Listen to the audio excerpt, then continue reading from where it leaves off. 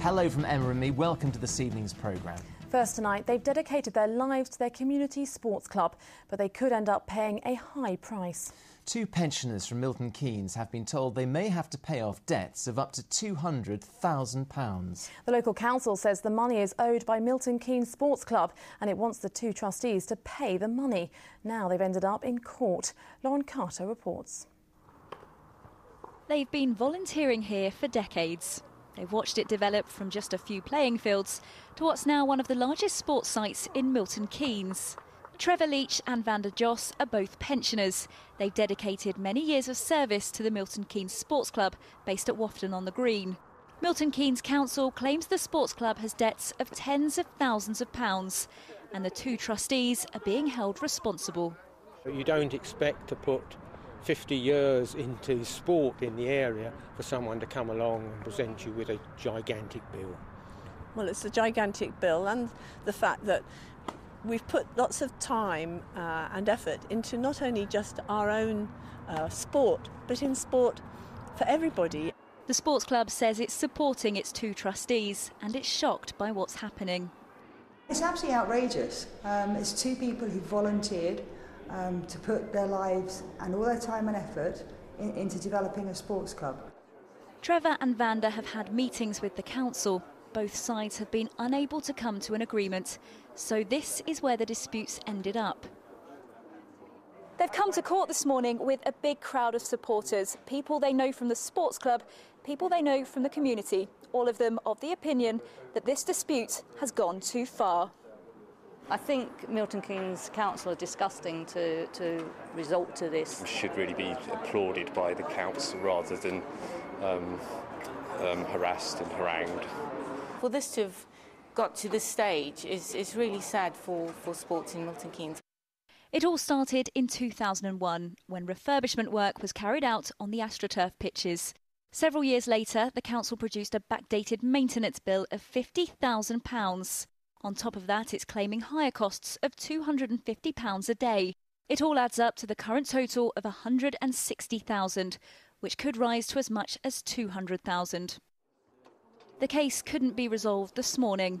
Trevor and Vanda will have to come back to court at a later date. Milton Keynes Council says it won't comment until after the case, but it has released a statement saying those organisations and individuals to whom the council leases this type of facility are obliged to comply with the contractual terms of their occupation. One part of that is to pay rent and other sums due under the lease in full and on time. That way the interests of the taxpayers, as well as everyone else in Milton Keynes, are met. With more of us being asked to take on voluntary roles as part of David Cameron's big society, are we legally protected against becoming financially liable? If it's a separate body, you may have limited liability anyway. You see, a separate body can contract and sue and be sued on its own behalf. But a body of persons can't, so individuals can be personally liable. So I think in that situation, find out as much as you possibly can first. Back at the sports club, Trevor and Vanda say they're not giving up. So for now, these won't be the only storm clouds hanging over them. Lauren Carter, Anglia News, Milton Keynes. Next tonight, a coroner has criticised American witnesses for not attending an inquest into the death of an MOD weapons tester. The witnesses were members of agencies involved in experiments at the Shoeburyness firing range, the place where explosives expert Terry Jupp from Hatfield in Hertfordshire lost his life when one experiment went badly wrong. The jury is now considering its verdict, as Tom Barton reports. The bleak landscape of Foulness Island, the home of the Shoeburyness firing range just outside Southend, the place where senior explosive scientist Terry Jupp lost his life. He had been working on top-secret experiments, attempting to replicate terrorist improvised explosive devices, or IEDs. The test went wrong and Mr Jupp was severely burned, leading to his death in August 2002.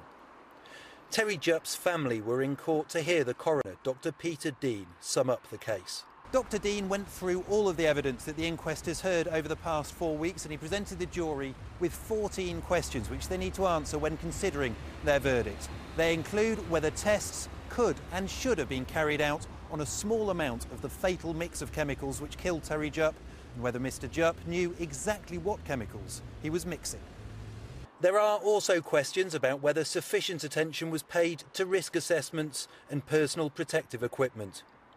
The tests were carried out jointly with unidentified members of American agencies, most of whom refused to appear at the inquest. Today, the coroner said it has been a problem for the inquest that those people weren't here in person, but apparently they were unwilling to attend. One American who did come to court to give evidence in a secret session was known only as Witness C.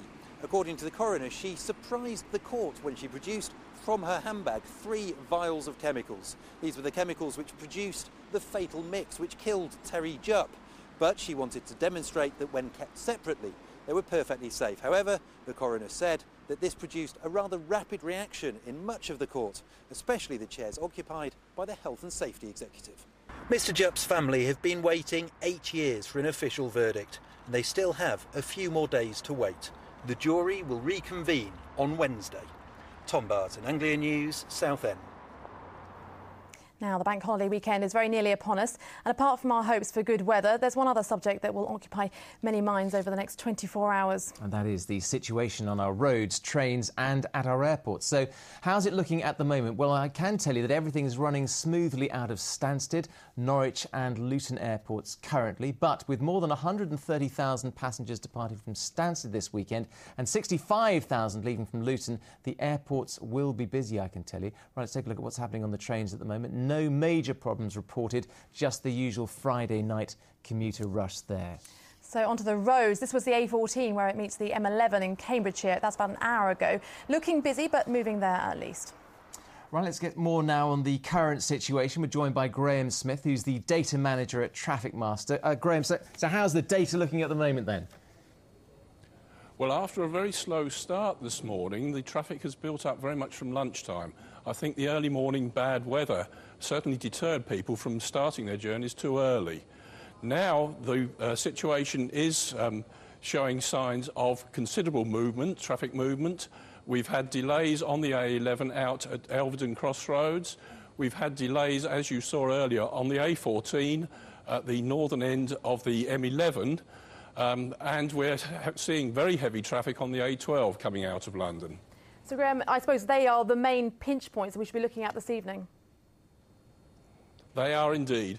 They will also probably be busy tomorrow because I think a lot of people may be delaying their journeys until tomorrow morning. And Graham, what advice would you give to travellers? And are there any actual times that you would say are better for actually heading out in the car this weekend? I think it's very difficult to predict times on a bank holiday weekend, particularly a weekend where the weather is likely to be very variable, as we've seen. When a sudden downpour arises, you will find the people making for home suddenly, or others deciding to delay their journeys. So I don't think there's any best time that you can predict. What I suggest is that people consider that they should expect the unexpected, possibly expect the worst, and if they get a clear run, well, that's a bonus for them. OK, Graham Smith at Traffic Master, thank you very much indeed. Good advice there. Well, it's 9 minutes past 6. More news from your part of the region on the way. Plus, Donnie looks ahead to the weekend sport, and Amanda and Natalie are back on the Anglia allotment. Tonight, the weird and not so wonderful summer and the effect it's had on produce here on the allotment and in our farmers' fields. And whether you're working in the garden or hitting the beach, I'll be telling you what you can expect from the weather this bank holiday weekend.